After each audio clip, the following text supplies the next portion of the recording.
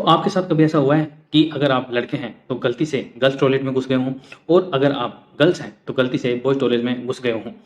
सोचो अगर फ्यूचर हमारा भविष्य ऐसा हो जहाँ पर केवल एक ही टॉयलेट हो, न्यूट्रल जेंडर टॉयलेट हो। तो ऐसी भविष्य की जो परिकल्पना है हम उसी के बारे में डिस्कस करने जा रहे हैं। तो चलिए शुरू करते हैं। तो बड़ा ही रोमांचक टॉपिक है आज का। कभी गलती से वुमन वॉशरूम में घुसे हैं, गलती से वुमन वॉशरूम में, अगर आप बॉयज़ हैं तो?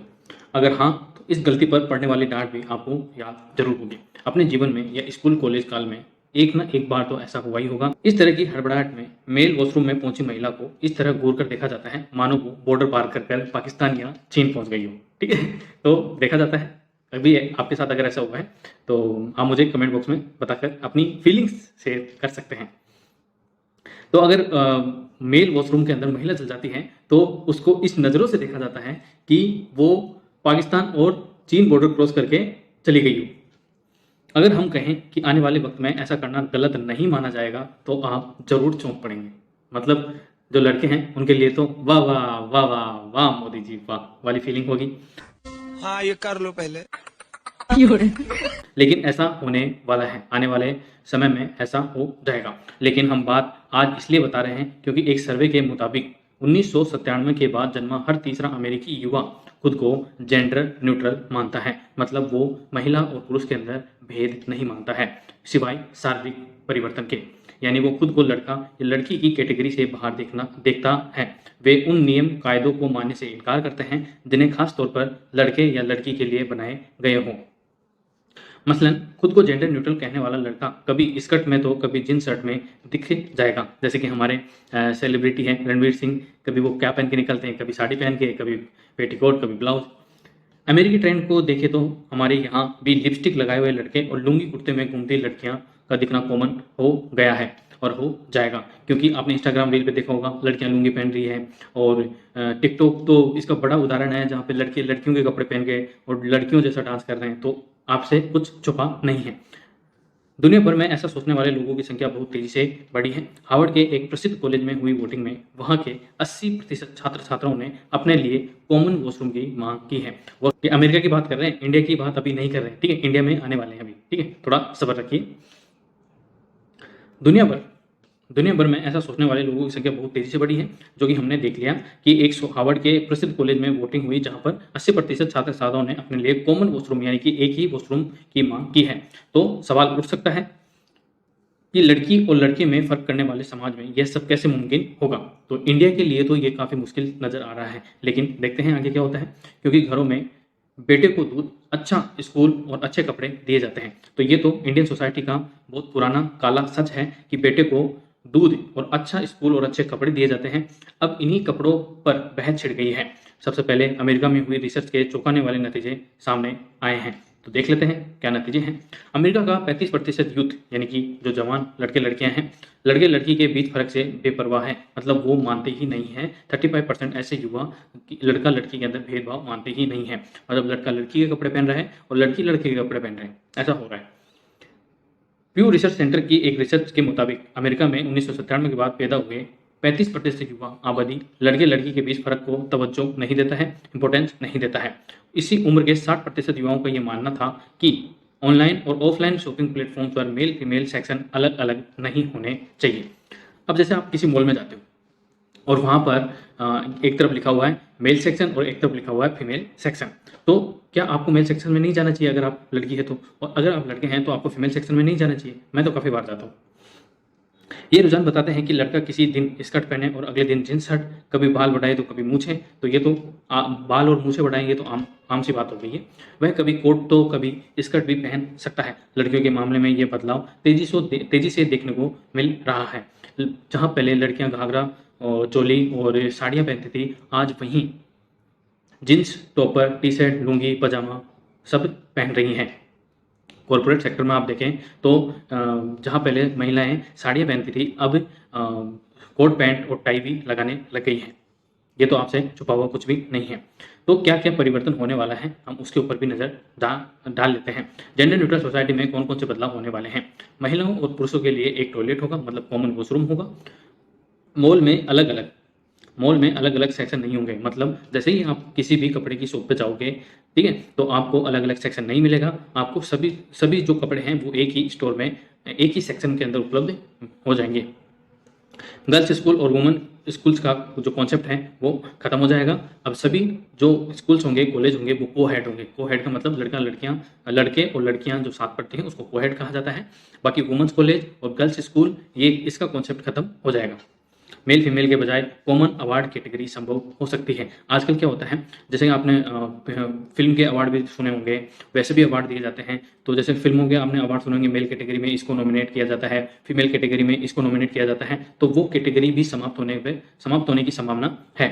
बस और ट्रेनों में अलग-अलग सीट और कोच का कॉन्सेप्ट भी खत्म हो जाएगा। जैसे कि बस के अंदर शुरू की आगे की जो 10-15 सीटें होती हैं, उनमें लिखा होता है महिला, विकलांग, ठीक है? तो विकलांग के लिए एक टाइम के लिए मान लेते हैं कि विकलांग के लिए तो सीट रहेगी, लेकिन महिला और पुरुष के लिए जो भेदभाव है सीटों का, वो लेकर उसको खत्म होने के चांसेस पूरे-पूरे हैं। तो जो लड़की अगर इस वीडियो को देख रही है, उसको तो चोट सी लग रही होगी कि हमारे अधिकारों पर हनन हो रहा है। तो ऐसा नहीं है, जहाँ पुरुष और महिला के दोनों के अधिकार समान होंगे, वहाँ पर किसी के भी अधिकारों का हनन होना संभव नहीं है। ठीक है? अब जैसे कि राजस्थान के अंदर 50% किराया कर दिया महिलाओं का, तो ये क्या लड़कों के साथ नाइंसाफ़ी नहीं है? वैसे तो जेंडर इक्वलिटी की बात करते हैं आप लोग, और अब यहाँ पर जो महिला है वो 50% किराया देगा और जो पुरुष है वो 100% किराया देगा। तो ये तो गलत बात है ना? कपड़े या नाम के सहारे जेंडर का अंदाज़ा नहीं लगाया जा सकेगा। तो वैसे भी आजकल कपड़ों के आधार पर तो जेंडर का अंदाज़ा लगा ही नहीं सकते। इसके बाद अगर हम देखें तो कई लोग क्या होते हैं, ही या सी या इनको दे कहलाना पसंद नहीं होती है। बनाया वर्ड ऑफ द ईयर, बनाया वर्ड ऑफ द ईयर। खुद को जेंडर न्यूट्रल मानने वाले युवाओं को अंग्रेजी में ही और सी कहलाना भी गंवारा नहीं है, बल्कि इसकी जगह वे खुद को दे कहलाना पसंद करते हैं, यानी कि वे, ठीक है? ही होता है बॉय के लिए यूज़ और सी होता है लड़कियों के लिए यूज़। तो इसी से डिफरेंस पता चलता है इंग्लिश के अंदर, ठीक है? और हिंदी के अंदर तो वही वह होता है, और दे के अंदर वे होता है। दे का मतलब होता है वे। बाकी हिंदी के अंदर आप डिफरेंस नहीं कर सकते, क्योंकि ही के अंदर ही का मतलब भी वह होता है और सी का मतलब भी वह होता है। तो हिंदी के अंदर तो क्या होता है, लास्ट में जाके जैसे कि सीता जयपुर जाती है और राम जयपुर जाता है, तो वो लास्ट में जाके, सेंटेंस के लास्ट में जाके पता चलता है कि वो लड़का है या लड़की है। बाकी इंग्लिश के अंदर शुरू के अंदर ही पता चल जाता है, ही होता है बॉय के लिए यूज़ और सी होता है लड़कियों के लिए यूज़। तो यहाँ पे इंग्लिश की भी क्लास हो गई है। तो खुद को लड़का या लड़की के खांचे से अलग देखने वाले युवाओं का प्रभाव इतना बड़ा है कि साल 2019 में दे शब्द मरियम वेबस्टर का वर्ड ऑफ द ईयर, यानी कि साल का सबसे चर्चित शब्द बन गया था 2019 के अंदर, जब कोरोना चल रहा था, घर के अंदर लॉकडाउन थे और अपन बजा रहे थे थाली, ठीक है? प्रधानमंत्री मोदी जी के कहने पर, गो कोरोना गो। जबकि अंग्रेजी का दे सैकड़ों साल से एक से अधिक लोगों के संबोधन के लिए इस्तेमाल होता है। तो ये तो आपको बताई है कि बहुवचन के लिए इंग्लिश के अंदर दो ही टेंस होते हैं, एक वचन और बहुवचन, जबकि हिंदी के अंदर 3 होते हैं, एक वचन, द्विवचन और बहुवचन। तो इंग्लिश के अंदर या तो एक वचन यूज होगा और या फिर सीधा बहुवचन के लिए। तो जो दे होता है वो बहुवचन के लिए इस्तेमाल होता है इंग्लिश के अंदर। लेकिन युवाओं ने इस शब्द को जेंडर के जाल से निकलने का साधन बनाया और बड़े पैमाने पर इसका नया इस्तेमाल करने लगे। इसके अलावा अगर देखें कि सोच क्या है, इसके पीछे की सोच क्या है, मतलब आधार क्या है, ह्यूमन बिहेवियर, यानी कि जो मनुष्य का व्यवहार है, उसके expert professor doctor Veer Singh निगम कहते हैं कि ऐसे युवा जो मेल और फीमेल यानी कि पुरुष और महिला के लेबल को हटकर सोचते हैं, उन्हें नॉन बाइनरी जेंडर कहा जाता है। मतलब वो ये डिफरेंस नहीं करते हैं, ये तुलना नहीं करते हैं कि ये महिला है और ये पुरुष है, उनको इस बात से कोई फर्क भी नहीं पड़ता है।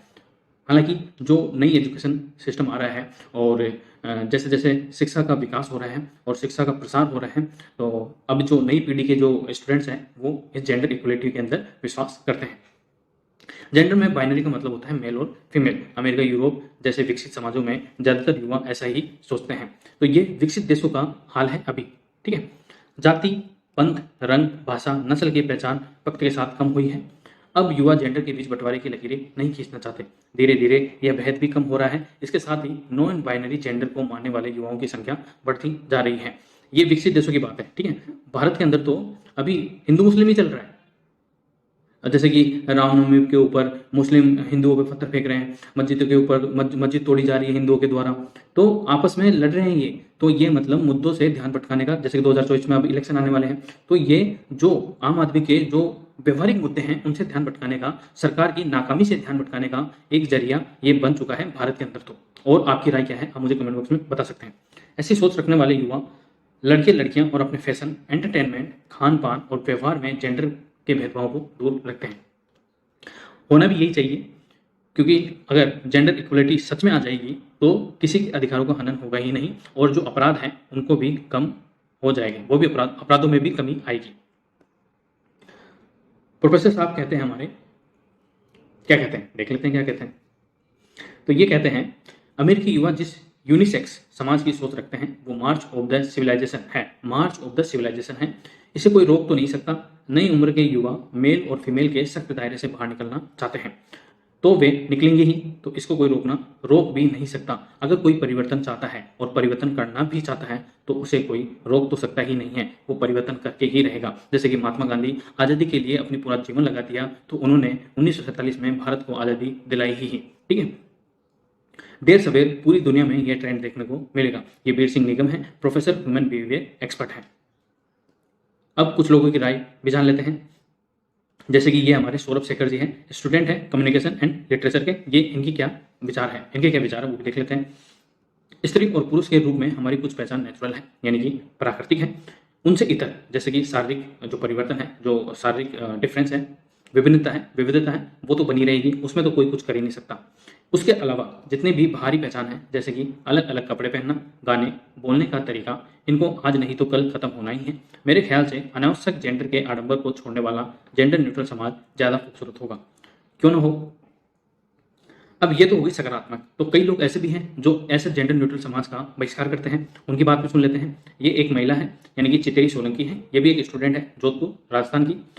मेल और फीमेल नदी के दो किनारों की तरह है, दोनों की पहचान से ही सोसाइटी बनी है। तो बिल्कुल इसमें तो कोई दो राय है ही नहीं, क्योंकि दोनों की पहचान से ही सोसाइटी का निर्माण होता है। अगर कोई इसे मिटाने या खत्म करने की बात करता है तो मेरी समझ में ये समाज को ही खत्म करने जैसा होगा। ऐसा नहीं है, समाज को खत्म करने जैसा नहीं होगा। मेरी राय भी अगर कोई लेता है, और मैं अपनी राय भी अगर देना चाहता हूँ, तो मेरा भी यही मानना है कि जेंडर न्यूट्रल समाज होना चाहिए। किसी के अधिकारों का हनन वहाँ पर नहीं होगा, क्योंकि सबके अधिकार समान होंगे। तो आपका क्या विचार है, आपकी क्या पॉइंट ऑफ व्यूज है, आप मुझे कमेंट बॉक्स में बताएं। आगे हम देखें कि जेंडर न्यूट्रल नाम रखने का ट्रेंड क्यों बढ़ा है। कहीं आलिया नाम लिखा दिखे तो हम मान लेते हैं कि किसी लड़की की बात की जा रही है। आलिया भट्ट की बात नहीं कर रहे हैं अपन, कहीं सोचे आप आलिया भट्ट की बात कर रहे हैं, आलिया नाम से नहीं। ये अब बताने की कोशिश कर रहा हूँ मैं ना, कि आलिया नाम अगर हम बेसिकली सुनते हैं तो हम यही सोचते हैं कि किसी लड़की की बात की जा रही है। इसी तरह रणवीर, अक्षय, विक्टर लड़कों के नाम माने जाते हैं। हमारे देश के नाम में नाम के बाद कुमार, कुमारी, देवी या नाम से पहले श्री, सुश्री, श्रीमती जैसे शब्द लगाकर जेंडर स्पष्ट किया जाता है। तो अब तक तो यही किया जा रहा है, आगे देखते हैं। लेकिन नॉन बाइनरी जेंडर की सोच रखने वाले युवाओं में जेंडर न्यूट्रल नाम रखने का चलन बढ़ा है। इस सोच से ताल्लुक रखने वाले लोग अपने बच्चों का नाम ऐसा रखते हैं कि उसके जेंडर का पता ही ना चले। आगे देखेंगे हम वो कौन से नाम हैं। यूनिवर्सिटी ऑफ मैरीलैंड के एक सर्वे के मुताबिक साल 2021 में अमेरिका में जन्मे 6% बच्चों के जेंडर न्यूट्रल नाम रखे गए हैं, जबकि कुछ दशकों पहले तक ऐसे गिने चुने नाम ही मिलते थे। पश्चिमी देशों में जेसी, मेरियन, जैकी, अल्वा, जैक्सन, नाम सुना, चाइनीज हीरो हैं, ओलिव, जोडी, केयो, कैरी जैसे जेंडर न्यूट्रल नाम रखे जाने लगे हैं। वहाँ आपको इस नाम के लड़के और लड़कियाँ दोनों देखने को मिलेंगे। तो शुरुआत तो हो चुकी है बदलाव की।